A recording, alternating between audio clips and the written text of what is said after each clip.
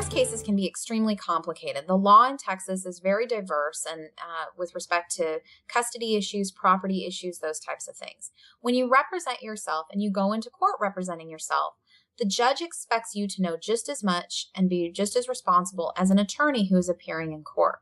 So the court cannot help you and cannot give you legal advice, neither the judge nor the clerk's office or anyone at the courthouse. None of them can give you legal advice as to how to proceed with your divorce.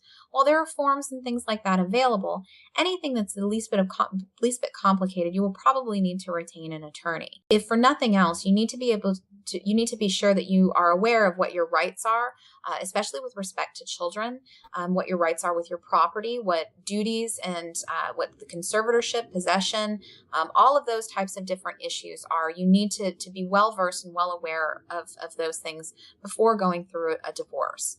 A lot of people feel that they can do a divorce. It's going to be simple, that they should be able to do it on their own. But we've gotten many cases in that people try to do that on their own and they end up spending 2, 3, 4 times or more in money and cost than they would have trying to clean up a decree that's been done poorly or a case that they've done themselves, trying to clean that up than if they would have just spent the money to hire an attorney and get it done right in the first place. So be very cautious when going through these things and trying to do them yourselves. Additionally, if the other side has retained an attorney, you will always want to retain an attorney for yourself. The other side's attorney cannot represent you and your spouse at the same time. So they are going to do what's in the other side's best interest, not what's in your best interest. So it's important to retain your own counsel so you know what your rights and duties are. It really is cheaper in the long run to do it right correctly in the first place than it is to try to fix it later on. And some things just can't be fixed.